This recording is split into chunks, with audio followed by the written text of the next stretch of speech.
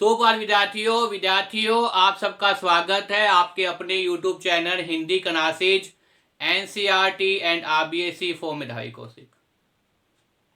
विद्यार्थियों, मुझे पूरी उम्मीद होगी है कि आप घर पे हैं, स्वस्थ हैं, आपका अध्यापन का अच्छा चल रहा है, सुचारू चल रहा है। मेरा नाम मेधावी कौशिक है। विद्यार्थियों, इससे पहले जो 2 या 3 वीडियो बनाई है मैंने आपके सामने रिट जो अध्यापक पात्रता परीक्षा है, उस अध्यापक पात्रता परीक्षा के अंदर विज्ञान का एक टॉपिक, बहुत ही महत्वपूर्ण प्रकरण जो आपके पाठ्यक्रम में तीसरी इकाई है, उसके अंदर मैंने बताया था आपको डाल्टन के परमाणु सिद्धांत। इससे पहले जो वीडियो बनाई थी उसमें परमाणु सिद्धांत गया था, और परमाणु सिद्धांत का कहाँ से उत्पन्न होता है और सबसे पहले प्रयोग किसने किया है? डाल्टन ने किया है। अब देखिए विद्यार्थियों, डाल्टन का परमाणु सिद्धांत समझाने के बाद मैं आपको बता रहा हूँ अब इस वीडियो के अंदर आज डाल्टन के परमाणु सिद्धांत में संशोधन। क्या बताओ? डाल्टन के परमाणु सिद्धांत में संशोधन। क्योंकि सबसे पहले अगर परमाणु के बारे में किसने बताया तो निस्संदेह डाल्टन ने बताया, ये बात निश्चित है। लेकिन उनका जो परमाणु सिद्धांत था, उनके द्वारा दिए गए तथ्य थे, उसमें भी कुछ बातें क्योंकि नए आविष्कार होते हुए, नवीनतम आविष्कार होते हुए, तो कुछ संशोधन हुए, कुछ कमियां दिखाई दी। किस प्रकार से उन कमियों को दूर किया गया, उससे संबंधित वीडियो लेके आऊं विद्यार्थियों। कुल 5 बिंदु है।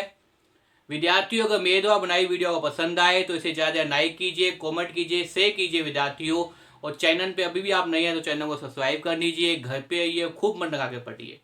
देखिए विद्यार्थियों, डाल्टन के परमाणु सिद्धांत में संशोधन। एक चीज तो देखिए विद्यार्थियों कि डाल्टन ने ये बात बताई थी कि परमाणु क्या है? अविभाज्य कण है।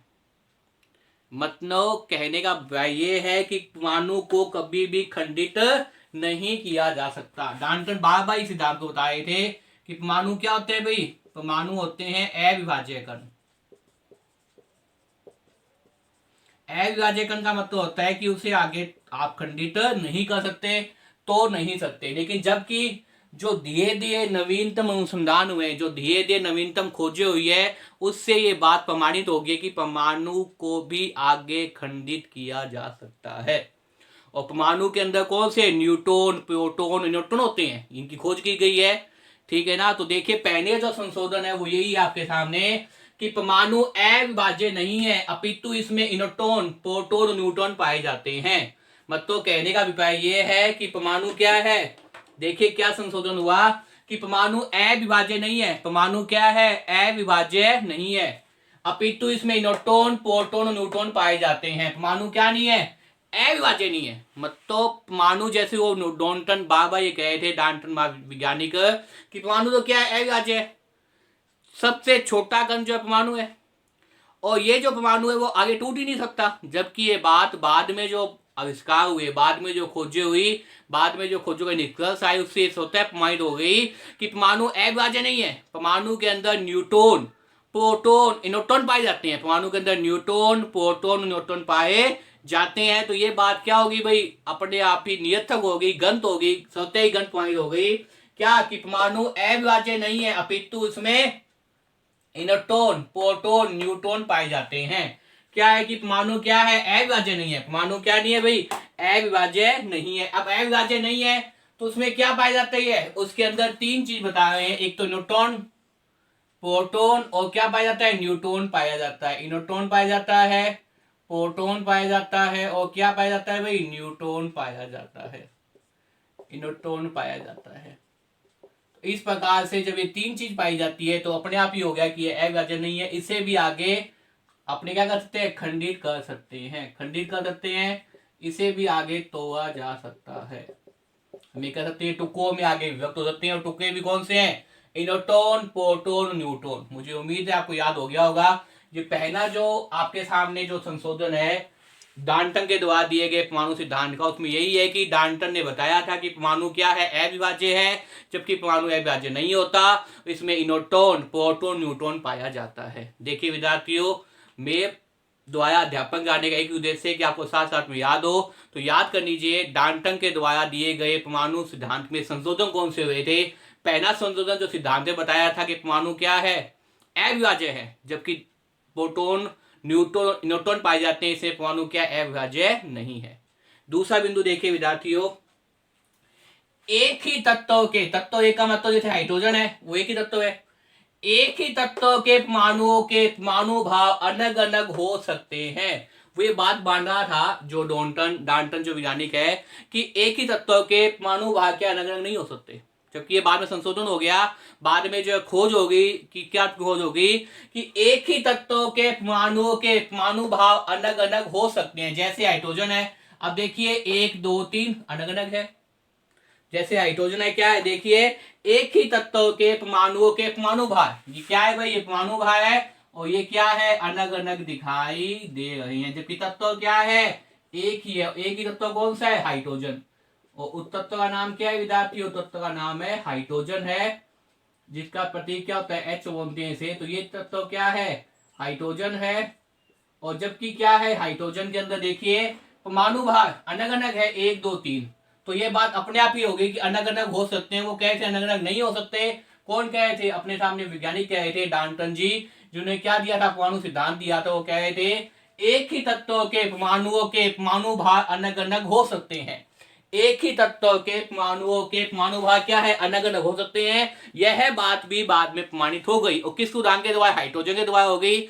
हाइड्रोजन एक ही तत्व है आपके सामने, लेकिन इनके परमाणु भार क्या है, 1 2 3 अलग अलग दिखाई दे रहे। अगर उनकी बात सही होती तो यहाँ पे क्या होता, हाइड्रोजन के अंदर 1 1 1 होता, जबकि ऐसा नहीं है। तो मुझे उम्मीद है दूसरा बिंदु समझ में आ गया होगा। दूसरा बिंदु क्या है कि एक ही तत्व के परमाणु भार क्या है, अलग अलग हो सकते हैं। एक ही तत्व के परमाणुओं के परमाणु भार क्या है, अलग अलग हो सकते हैं। तब देखिए विद्यार्थी, तीसरा बिंदु जो संशोधन किया गया था, भिन्न भिन्न तत्वों के परमाणु भार समान हो सकते हैं। अभी देखिए उन्होंने क्या कहा था, उन्होंने ये कहा था कि आपके सामने भिन्न भिन्न तत्वों के परमाणु भार क्या है भाई, समान नहीं हो सकते। जबकि ये बात प्रमाणित हो गई, क्या बात प्रमाणित होगी, ये होगी कि भिन्न भिन्न तत्वों के परमाणु भार भी समान हो सकते हैं। भिन्न भिन्न तत्वों के परमाणु भार भी समान हो सकते हैं। कैसे हो सकते हैं, देखिए आर्गन, पोटेशियम, कैल्शियम, ये क्या है आपके सामने, आर्गन,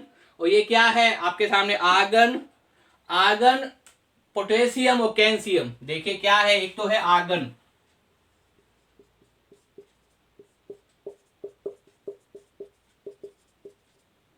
पोटेशियम, और क्या है आपके सामने, कैल्शियम। ये तीन भिन्न भिन्न तत्व हैं, और इन तत्वों में देखिए विद्यार्थियों, भिन्न भिन्न तत्वों के परमाणु भार क्या है, समान हो सकते हैं। ये भिन्न भिन्न तत्व है, देखिए 18 19 20 अलग तत्व है, अलग क्रमांक दिए गए, लेकिन इनके परमाणु भार क्या है, इन तीनों के परमाणु भार देखिए क्या दिखाई दे रहे हैं हमको, चाणिक दिखाई दे रहे हैं, मतलब समान दिखाई दे रहा है, एक समान। यहाँ परमाणु भार क्या थे, 1 2 3 अलग दिखाई दे रहे थे, यहाँ क्या है, परमाणु भार एक समान दिखाई दे रहे हैं। किसके, आर्गन, पोटेशियम और क्या है, कैल्शियम। आर्गन, पोटेशियम और कैल्शियम। तो देखिए ये बात भी अपने आप प्रमाणित हो गई। बाद में जब उपयोग किए गए, नवीनतम खोजें की गई, तो बताया गया कि भिन्न भिन्न तत्वों के परमाणु भार समान हो सकते हैं। जैसे उदाहरण दिया गया आपके सामने, उदाहरण क्या दिया गया, आर्गन, कैल्शियम और आर्गन, पोटेशियम और कैल्शियम, इनके परमाणु भार क्या है, समान है। इन्हें क्या कहते हैं, समभाइक भी कहते हैं। इन्हें क्या कहा जाता है, आपने अगर ढंग से पढ़ा हो तो इन्हें हम एक शब्द देते हैं केमिस्ट्री के अंदर, साइंस के अंदर, उन्हें क्या बोलते हैं, समभाइक। क्या बोलते हैं विद्यार्थियों, समभाइक, मतलब समान, जिनका क्या हो, परमाणु भार क्या हो, समान हो, तो वो क्या होते हैं, समभाइक कहलाते हैं। तो मुझे उम्मीद है तीसरा बिंदु भी आपके समझ में आ गया होगा। अब देखिए विद्यार्थियों, आगे वाले बिंदु की चर्चा करें तो वो क्या कह रहे हैं, परमाणु लंबे समय तक अविनाशी नहीं है। क्या बता रहे हैं, परमाणु लंबे समय तक क्या नहीं है, अविनाशी है। जबकि डाल्टन ये बताए थे कि परमाणु क्या है, लंबे समय तक अविनाशी नहीं है। जबकि परमाणु क्या है, लंबे समय तक अविनाशी है, विनाश हो सकता है। मैंने बताया था इससे पहले जो वीडियो तैयार की थी, अगर आपने नहीं देखी हो तो आप प्लेलिस्ट में जाके देख सकते हैं। मैंने उसमें दो बातें बताई थी। परमाणु क्या है भाई, परमाणु क्या है आपके सामने जो है वो अविनाशी, आपके सामने क्या है, विनाशी है, खंडित हो सकते हैं। जबकि परमाणु क्या है, लंबे समय तक अविनाशी हो सकते हैं। रासायनिक अभिक्रियाएं जितनी भी होती है संसार के अंदर, उन संसार के अंदर रासायनिक अभिक्रियाओं का अध्ययन किया गया। बाद में जब रासायनिक अभिक्रियाओं का अध्ययन किया गया, पाया गया, क्या पाया गया कि परमाणु क्या है, लंबे समय तक अविनाशी है। मतलब लंबे समय बाद में क्या है, वो विनाश की ओर, विनाश का जो का प्रयोग होता है वो समाप्त हो सकता है। तो मुझे उम्मीद है चौथा बिंदु भी आपको समझ में आ गया होगा। अब देखिए विद्यार्थियों, अंतिम बिंदु की ओर, परमाणु सघन अनुपात में संयोग करते हैं। देखिए ये भी एक संशोधन हो गया आपके सामने कि परमाणु क्या है, सघन अनुपात में संयोग करते हैं। जैसे क्या दिखा गया है, C6H/O6, ये आपके सामने ग्लूकोज या शर्करा बोलते हैं। परमाणु क्या है, सघन अनुपात में संयोग करते हैं। परमाणु क्या करते हैं भाई, सघन अनुपात के अंदर छोटे से अनुपातों में संयोग करते हैं। अगर हम इसको संयोग करने की प्रक्रिया देखें तो क्या हो जाएगा, इस प्रकार देखिए क्या हो जाएगा, ये बन जाएगा 1:2:1 बन जाएगा। ये क्या है, सघन अनुपात के अंदर क्या कर रहे हैं, संयोग कर रहे हैं। संयोग का मतलब क्या होता है विद्यार्थियों, मिल रहे हैं। संयोग का मतलब क्या है, मिल रहे हैं। तो ये चीज भी बारे माइंड हो गई। और ये किसका है, ग्लूकोज या शर्करा का जो उदाहरण है ये है C6H/O6। तो ये क्या कर रहे हैं, ये संशोधन हो गया कि परमाणु क्या है, सघन अनुपात में संयोग करती है। सघन अनुपात का मतलब क्या है, जैसे इनका क्या है 6:12:6। अगर इसको सघन करें तो क्या हो जाएगा, 1:1 हो जाएगा। तो सघन अनुपात में क्या है, परमाणु आपस में सहयोग करती है, जबकि डाल्टन ने कहे थे कि सहयोग नहीं करते। तो ये भी बाद में क्या किया गया, संशोधन किया गया। तो मुझे उम्मीद है आपको पांचों बिंदु समझ में आगे होंगे। एक बार पुनः देखिए, सबसे पहला बिंदु में बताया था कि परमाणु अविभाज्य नहीं है, अपितु इसमें क्या पाए जाते हैं, इलेक्ट्रॉन, प्रोटॉन, न्यूट्रॉन पाए जाते हैं। ये संशोधन किया गया कि परमाणु क्या नहीं है भाई, अविभाज्य नहीं है। परमाणु क्या नहीं है, अविभाज्य नहीं है, अपितु इसमें इलेक्ट्रॉन, प्रोटॉन, न्यूट्रॉन पाए जाते हैं। अपितु इसमें इलेक्ट्रॉन, प्रोटॉन, न्यूट्रॉन क्या है भाई, पाए जाते हैं। परमाणु अविभाज्य नहीं है, अपितु इसमें इलेक्ट्रॉन, प्रोटॉन और न्यूट्रॉन पाए जाते हैं। इनकी बाद में खोजी हुई है। दूसरा जो बिंदु है ये है कि एक ही तत्वों के परमाणु भार अलग अलग हो सकते हैं। जैसे हाइड्रोजन है, इन सबके क्या है भाई, परमाणु भार अलग अलग दिए गए हैं, 1H1, 1H2, 1H3। तो एक ही तत्वों के परमाणुओं के परमाणु भार भी क्या है, अलग अलग हो सकते हैं, मतलब भिन्न भिन्न हो सकते हैं, अलग अलग है। ये बात भी प्रमाणित हो गई है। अगर तीसरे बिंदु की बात करें तो इस प्रकार से भिन्न भिन्न तत्वों के परमाणु भार समान होते हैं, जबकि वो क्या था, भिन्न भिन्न तत्वों के परमाणु भार समान नहीं होते। जबकि बाद में जब प्रयोग किया गया, बाद में जब खोज की गई तो पाया गया कि भिन्न भिन्न तत्वों के परमाणु भार भी क्या है, समान हो सकते हैं। जैसे आर्गन, पोटेशियम और कैल्शियम, इनका परमाणु भार क्या है भाई, अलग तत्व है। ये आर्गन अलग है, पोटेशियम अलग है, कैल्शियम अलग है, लेकिन इनका परमाणु भार क्या है, एक समान है। क्या है भाई, 14, 40 दिया गया है। क्या दिया गया भाई, 40 दिया गया है। तो ये बात भी बाद में प्रमाणित हो गई। एक बिंदु जो बताया गया, परमाणु 90 समय तक क्या है, अविनाशी है। 90 समय तक क्या है, अविनाशी है सकते हैं परमाणु। उसके अलावा जो अंतिम बिंदु है कि परमाणु सघन अनुपात में, परमाणु क्या करते हैं भाई, सघन अनुपात के अंदर, सघन अनुपात में संयोग करते हैं। मतलब छोटे छोटे अनुपातों के अंदर क्या करते हैं, भिन्न भिन्न परमाणु संयोग करके नए तत्वों का निर्माण कर लेते हैं। जैसे मैंने आपको उदाहरण बताया C6H/O6। अगर इनका अनुपात किया जाएगा तो क्या 6:12:6।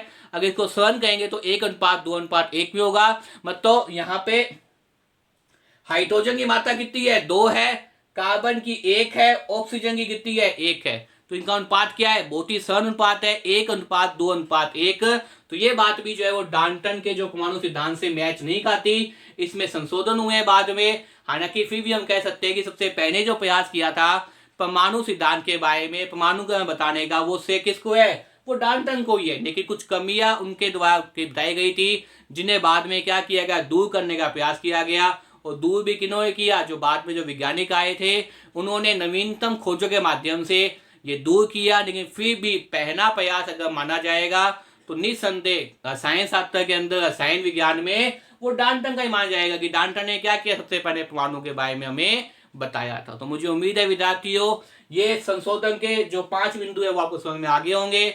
विद्यार्थियों, अगर मेरे द्वारा बनाई वीडियो को पसंद आए तो इसे ज्यादा लाइक कीजिए, कमेंट कीजिए, शेयर कीजिए। विद्यार्थियों, घर पे रहिए, बार बार वीडियो को देखिए, याद करने का प्रयास कीजिए। विद्यार्थियों, खूब मन लगाकर पढ़िए। धन्यवाद।